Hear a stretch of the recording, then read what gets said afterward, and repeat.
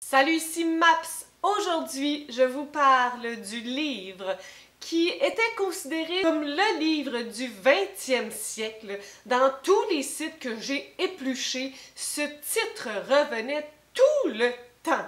Et donc, à cette époque, je n'avais pas eu le temps de le lire, mais là, comme confinement, etc., il est chez nous depuis une couple de mois. Eh bien, j'ai donc utilisé ce temps pour lire La route de Cormac McCarthy. C'est sûr que, considérant qu'il était vraiment très populaire et qu'à force de compiler tout ça, c'était rendu le numéro 1, le plus populaire des top 20 livres du 20e siècle, j'avais un petit peu d'attente. Par contre, le thème apocalyptique, c'est pas un thème que je connais énormément. J'étais donc curieuse, mais sans plus, je vous dirais. La route, c'est l'histoire d'un père et son fils dans un monde apocalyptique. Ils ne savent pas s'il y a d'autres humains encore en vie. Ils ne savent pas non plus s'ils veulent rencontrer ces humains-là, parce que plus rien ne fonctionne, c'est la recherche de nourriture pour survivre.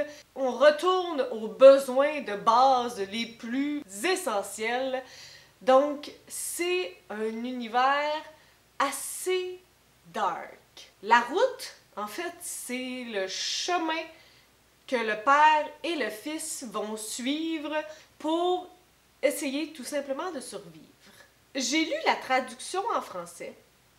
Je dois donc vous parler de l'écriture. Mais là, j'ai un peu un malaise parce que je ne sais pas si c'est la traduction qui n'est pas super bien faite ou si l'écriture est vraiment comme ça en anglais. J'ai vu un commentaire qui mentionnait un élément similaire, donc ça se pourrait, mais là, si l'écriture est comme un peu boiteuse et que ce livre-là revenait dans tous les sites possibles et inimaginables, je suis donc un peu sceptique de tout ça. Mais bon. L'écriture, au départ, j'ai été un peu rebutée parce que les phrases sont super longues.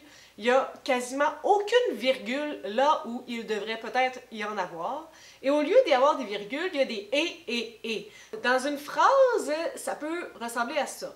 Il en choisissait une et il la retournait et il la tirait par les racines jusqu'à ce qu'elle flotte à moitié dans l'eau. Celle-là est même pas si pire que ça. Ça fait juste en sorte que les phrases sont vraiment très longues et ça donne un drôle de ton. L'écriture est aussi comme très descriptive. Puis je sais pas comment dire ça. C'est pas dans le sens qu'il y a des adjectifs à tous les mots, mais on décrit ce qui se passe autour avec un vocabulaire beaucoup plus élitiste que ce que je m'attendais. Tu sais, si on est quelque part, deux personnes, en mode survie, je m'attendais à une écriture plus brute que plein de mots dont je ne sais pas la signification. J'ai trouvé ça un peu étrange. Je vous donne un exemple de vocabulaire, page 81. Dans les chaumes de forme de sang sèche et des rouleaux gris de viscères, là où les suppliciés avaient été parés sur place et emmenés. Au début, j'étais comme, on dirait que je comprends pas grand-chose. Mais pour moi, c'est supposé vraiment d'être comme un livre d'ambiance dark, où je goûte la terre, où je ressens la détresse et l'urgence ou la déception, quelque chose par rapport au fait qu'ils sont peut-être les seuls humains sur la Terre et que s'ils ne sont pas les seuls, ils ne veulent peut-être pas rencontrer ceux qu'ils vont rencontrer parce qu'ils sont peut-être complètement affamés et donc ils sont une menace à leur vie. Je ne sais pas, je m'attendais pas à ça en tout cas. On est vraiment dans le présent. On n'a pas tant d'informations sur qu'est-ce qui s'est passé avant et on ne va pas tant loin non plus au niveau temporel. Donc, c'est comme une petite bulle de qu'est-ce qui se passe dans la vie de deux survivants de l'humanité. Un autre élément que j'ai trouvé particulier, c'est que j'ai rien ressenti. Je m'attendais à ressentir quelque chose. Je sais pas si c'est la barrière de l'écriture. Puis ça se peut aussi que ça soit voulu. J'ai appris ça lorsque j'ai lu Nafar, lorsque j'en discutais avec quelqu'un du club de lecture. Elle me disait « C'est ça! C'est parce que tu ressens rien, puis c'est ça qu'on veut te faire comprendre. » Peut-être que c'est ça aussi, là. Eux non plus, ils peuvent pas se permettre de ressentir quelque chose lorsque tu es en mode survie. t'es en mode genre t'avances, puis même si t'es fatigué, puis même si t'as faim, t'as pas le temps de réfléchir, t'as pas le temps d'être dans tes émotions, peut-être que c'est ça. Mais ça fait pas en sorte que nous, on n'a pas le goût de les suivre si on ressent rien. Et l'absence de nom, ça c'est intéressant parce que peut-être qu'ils ne sont plus personne, donc c'est juste le père et le fils that's it. Mais encore là, c'est souvent un élément qui fait en sorte qu'on les apprécie plus si on a quelque chose à se raccrocher. Puis le bout du bout, c'est que lorsque je l'ai terminé, il y a vraiment un moment quand même assez important en termes d'émotion vers la fin, mais j'ai terminé le livre, puis je me suis dit, ok, mais tout ça, ça servait à quoi? Puis j'ai pas aimé cette réflexion-là que j'ai eue parce que, ben, c'est pas la pire chose au monde qui peut arriver lorsque tu termines un livre, puis tu te dis, ouais, mais ça servait à quoi tout ça? Pourquoi j'ai lu tout ça? Donc je suis vraiment mal parce que c'était comme le top 1 de mon top 20 des livres du 20e siècle, tu sais, qu'il aurait fallu lire ou que j'aurais dû lire ou que vous auriez dû lire.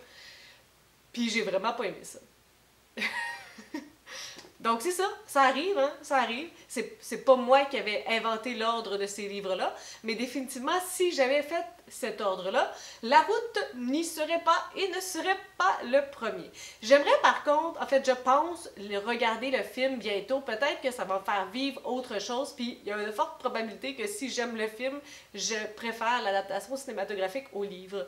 En tout cas, c'est un bon questionnement. J'aimerais par contre savoir si le lire en anglais, ça a un impact sur le fait de ressentir des émotions, parce que j'ai eu cette impression-là que l'écriture était un grand frein à mon appréciation du livre. Il y avait beaucoup de choses par rapport à l'écriture qui me plaisaient pas. T'sais, le fait que les phrases sont super longues, c'est épuisant, j'aurais pensé quelque chose de plus saccadé, plus court pour cette ambiance-là.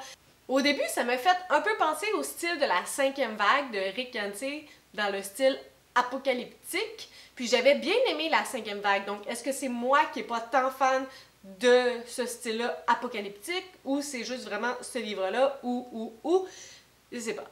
Sur ce, si vous avez des suggestions, des critiques, des commentaires, n'hésitez pas à le faire en dessous de ma vidéo. Je publie des vidéos assez fréquemment dans une semaine.